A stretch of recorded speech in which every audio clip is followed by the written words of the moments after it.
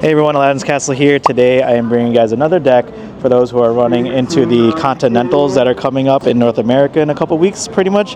Less than a month now. It's happening on January 10th through the 12th in Anaheim, California. And today's deck that we'll be talking about is going to be Sapphire Steel and why you should bring it. There are several reasons why. I think overall it has a fair matchup, especially against like a lot of the aggro versions. This deck could pretty much run multiple different ways too now because of people like Justin Morales, who got top 4 at Bockham and top cut in EU Continentals. Also people like Lamb Chops and R&B. Or you could also run the brand new version, which is from Harlan Sweete, who just debuted his kind of more aggro kind of tempo route that focuses more on like a curve. And that's the one that I'll be covering today. I don't think he has his deck public at the moment. But it was inspired by his list and his performance. So we're going to talk about, why this version might catch a lot of people off guard in U.S. Nationals. So we're going to go ahead and talk about the 3 main reasons on why Sapphire Steel is really good to play for the upcoming meta. It's, number one, it's good against aggro. You have cards like Cannons and Swords and Calhoun that really put a dent against the aggro builds. You could catch up with Calhoun and still gain lore and still survive a lot of the aggro cards that are just 1-2 strength characters. Also, 2, it's really good against Evasive. I've said it in my other videos. Diablo still exists, and Genie. So you have cards like Happy, and you have songs that can remove the Genie as well, so that's really important. And then also another great reason for Sapphire Steel is the combination of Resist and Ward. So there's some really good combinations of characters in here, such as Alice and Cogsworth, that just give everybody Ward and Ward and Resist, which is really hard for certain decks to kind of combat. So it's has a lot of great matchups. There are some challenging matchups too. Of course, Ruby Sapphire, if they just kind of ramp up to their bigger guys, they'll just kind of outpace you. Emerald Steel could also discard your hand, so there's still like some matchups that are tricky. Amber Steel songs as well, but we're going to go ahead and start off with a deck profile. We're going to go ahead and feature the 1-cost characters. We have 4 Robin Hoods. Robin Hood, I run the Shift line. Big Robin Hood can sing a couple songs in this deck, and it's really hard against the Steel Mirror to get rid of this. They're going to have to trade in a couple cards or do a couple songs in order to get rid of Big Robin Hood. So it's really good against that matchup. Next, I run 4 Happies. Happy is a good card because during your turn, this character gains Evasive. So it takes out Diablo, it takes out Go-Go if they decide to maybe hard cast on turn 2. Does some damage on a Genie, like you could do like a Cannon and Happy on it. But it's basically there to kind of prevent the shenanigans of Evasive to kind of run away with some lore. So it's really good against those characters. And then I also ran 3 Fire the Cannons. Cannons is really important, I think, in this meta because it gets rid of so many smaller drops. Merfolks, Bonsais, Flynn's, Diablos, so it's really powerful. You gotta have some type of card that could win on the crackback when you're on the draw and you need to stabilize. It's also really good against like Cinderella 1-drop so that they can't sing. It has a lot of really good uses. Although it is uninkable, but you need some removal in this deck. Okay, onto the 2-cost cards. I run 4 Smees. Smee is really strong in this meta. It's one of the best 2-drops in the game. Quest for 2, 3/3, really, really strong. It's just, on the play, you can be really aggressive against blue-red, and that's what you want to do if you're against that matchup. Then I also maximized another new card. This is Calhoun. Calhoun is 3/2, quest for 1, but has resist +1. So it really survives a lot of like the 2 strength characters and even like the songs early on. If you're playing against Amber Steel songs, they're just going to try to Storm Rage on and you kind of have resist. And then during your turn, whenever this character banishes another character in challenge, you gain 2 lore. So it's really, sometimes it prevents your opponent from questing because they just don't want to lose the board and then have you really, really ahead onto the lore gain. Then I ran 3 Docks. You could definitely bump this up to 4. And it just, the uninkable count is a little tricky in this deck, especially this version not playing like Fishbone. So I didn't want to run too many. I think I might have like 15 uninkables. But when you play this character, you may discard your hand and draw 2 cards. It's one of your main ways to draw in the deck. Then I ran 3 locations, 7 Dwarves Mine. This card I think is really good. It's a 2/6, quest for 1. During your turn, the first time you move a character here, you may deal 1 damage to a chosen character.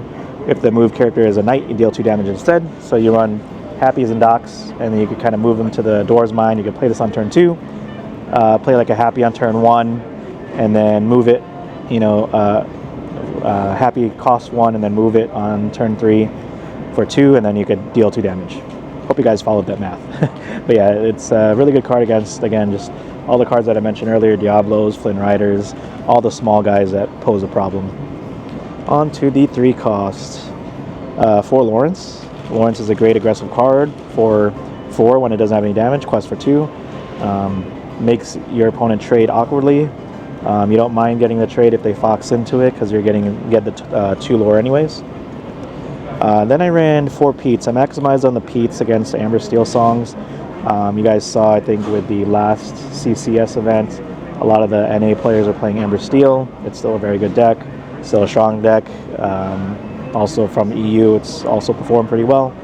And there's a lot of really strong Amber Steel players going to Continentals in US. So you need ways to stop the songs and actions, and Pete is a great way for that. Next, on to the other 3 costs. Alice, she's a new card from Azerite Sea. 1/4, quest for 2. She has Ward. Whenever this character quests, another chosen character of yours gains +1 lore and gains Ward until the start of your next turn. So this could protect a lot of your lower drop characters, your Smees, your Docks, like anything from like even your Robin Hoods, so that they don't use like a song to get rid of it, so you could shift it next turn. A lot of uses for Alice, and very hard to get rid of. So she's a really nice, like, aggressive on the play card. On to the 4 costs.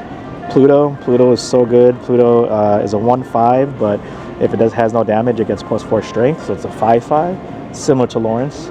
Quest for 1, and it's a bodyguard, so it protects your Alice. When she quests, gives something to Ward. She could give bodyguard. She could give Ward to your bodyguard Pluto, and you could survive the other turn. So it's just really, really strong.